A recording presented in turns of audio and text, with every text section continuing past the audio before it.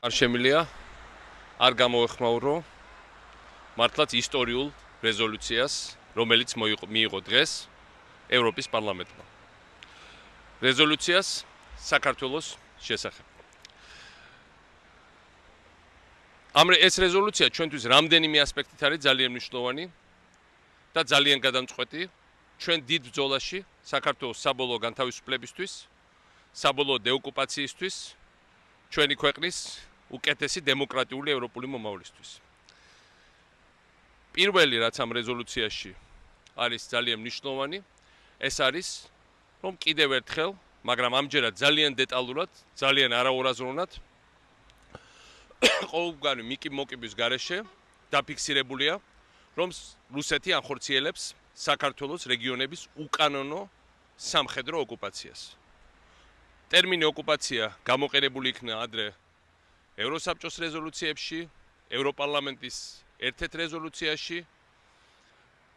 ის გამოიყენება ამერიკის შეერთებული შტატების კონგრესის მიერ და მრავალი ევროპული მთავრობის და ამერიკის შეერთებული შტატების მთავრობის მიერ, მაგრამ პირველად ევროპის და მსოფლიოს ყველაზე ავტორიტეტულმა წარმომადგენლობითმა არჩევითმა ორგანომ. დააკანონა მრავალ პუნქტში ეს ტერმინი, რომ საქართველოში რუსეთის ყოფნა ეს არის უკანონო სამხედრო ოკუპაცია. დღევანდელი რეზოლუციის შემდეგ, რაც არ უნდა როგორც არ უნდა განვითარდეს მოვლენები, აღარასდროს ჩვენი თავარი საარსებო გარემო ევროპა აღარ აღიარებს რუსულ ოკუპაციას, როგორც ლეგალურ აქტს, როგორც კანონიერ რამეს აქვს და აღარასდროს ამის შემდეგ ნამდვილად აღარ აღიარებს საქართველოს რეგიონების დამოუკიდებლობას, საქართველოს დაქუცმაცებას.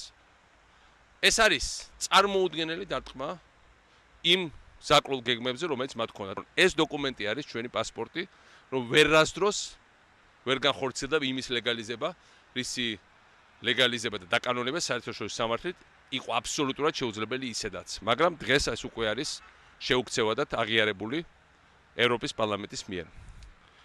მეორე საკითხი, რაც არის ჩემთვის პირადად ძალიან ემოციური და რაღაც პირადი ბრძოლის მნიშვნელოვანი თემა იყო მთელი ეს წლები.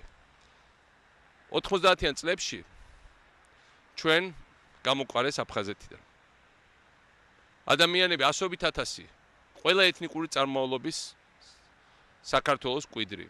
ქართველები ეთნიკურად, ეთნიკური ბერძნები, ეთნიკური ებრაელები, ეთნიკური უკრაინელები, ეთნიკური ესტონელები, ბევრი ეთნიკური აფხაზი და ბევრი ეთნიკური რუსიც და სხვაც გამოყარეს, იმიტომ რომ ისინი იყვნენ საქართველოს დამოუკიდებლობის იდეის ერთგულები. და მე მაშინ ვიყავი მხოლოდ სტუდენტი ამერიკაში, შეიძლება ჩემას გადამწყვეტი მნიშვნელობა არ ქონდა, მაგრამ წერდი სტატიებს და მახსოვს როგორ ვაკრიტიკებდი მაშინ საქართველოს პრეზიდენტს და მთავრობას, რომ მათ ვერ შეძლეს აშკარის დაკანონება, რომ საქართველოში განხორციელდა ეთნიკური წმენდა. განსაკუთრებით იმ პირობებში, როცა იგივე ხდებოდა ბალკანურ ქვეყნებში და ბალკანეთზე ევროპა აძლევდა ერთმნიშვნელოვან შეფასებას ამას, როგორც სამხედრო დანაშაულის და ეთნიკური წმენდის. იყო რაღაცა ირიბი ხსენებები ამისი ეუთოს დოკუმენტებში, მაგრამ არასდროს კონკრეტულად არ თქმულა, რომ საქართველოში განხორციელდა კონკრეტულად ეთნიკური წმენდის დანაშაული, არასოდეს კონკრეტულად არ ყოფილა იდენტიფიცირებული ამ ეთნიკური წმენდის ჩამდენები. დღევანდელ დოკუმენტში სიმართლე ამდენი წლის შემდეგ როგორც იქნა საბოლოოდ იზეიმა. მე მინდა წავიკითხო ის რაც არის ჩემთვის პირადად კიდევ ერთხელ მეორებ ძალიან ემოციური მომენტი. რუსეთი აგრძელებს საქართველოს რეგიონების ოკუპაციას, ეთნიკურ წმენდას და ძალადობრივ დემოგრაფიულ ცვლილებებს საერთაშორისო სამართლის ფუნდამენტური ნორმების და პრინციპების დარღვევით. იმ ტერიტორიაზე, რომელიც არის ოკუპანტი ძალის ფაქტობრივი კონტროლის ქვეშ და შესაბამისად ის პასუხისგებელია ესე ოკუპანტი ძალა ამ სივრცეში ადამიანის უფლებების ყველა დარღვევაზე. რო ვთარგმნოთ საერთაშორისო სამართლებრივი ენიდან და უпроსტად უფრო გავამარტივოთ ეს რაც არის აქ თქმული, რუსეთის საოკუპაციო ხელისუფლება დადანაშაულებულია სამხედრო დანაშაულში, კაცობრიობის წინაშე ჩადენილ დანაშაულში. და მე ერთი რამ ვიცით, ჯერ ერთი ბალკანეთის შემდეგ არასოდეს ევროპაში არავინ არ დადანაშაულებულა ოფიციალურად კაცობრიობის წინაშე დანაშაულის ჩადენაში, ბოლო ესეთი იყო ნიურნბერგი და შემდეგ ეს იყო ბალკანეთის საერთაშორისო ტრიბუნალი. ჰააგაში და ის მელოშევიჩი და სხვა ბალკანელი სამხედრო დამნაშავეები პირველად ამის შემდეგ მრავალი წლის შემდეგ ოკუპანტი მხარე საქართველოს რეგიონების დადანაშაულებულია მსგავსი დანაშაულის ჩადენაში. მე ერთი რამ ვიცი, ისტორიაში ოკუპაცია ყოველთვის თავდებოდა დეოკუპაციით და სამხედრო დამნაშავეები ყოველთვის უახლოეს წარსულში უცილობლად ისჯებოდნენ. და დღეს ამის ყველაზე ნათელი იურიდიული საფუძველი შეიქმნა და მე დარწმუნებული ვარ ეს დრო ამ ყველაფრის სამართლიანობის საბოლოო გზის იმის დრო ნამდვილად არ არის ჩვენგან შორს. მართლაც ისტორიულ რამ რაც დღეს დაფიქსირდა სტრასბურგში. მე მინდა წაგიკითხოთ ციტატა. ევროპის პარლამენტი აღიარებს საქართველოს როგორც ევროპულ სახელმწიფოს, ნუ ეს ახალი არ არის, ბოლო ხანებში ეს სუისმის და ხას უსვავს ევროკავშირის მიერ აღებულ ვალდებულებას საქართველოს მიმართ გაუცელდეს ევროკავშირის ხელშეკრულების 59 მუხლით გათვალისწინებულ პირობები.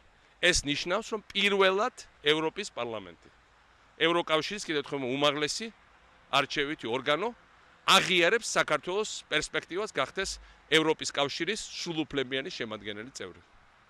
ეს არ ყოფილა არა მხოლოდ საქართველოს მიმართ აღიარებული ადრე, არამედ არც ერთი ევროპის ამ რეგიონის შემადგენელი სახელმწიფოს მიმართ.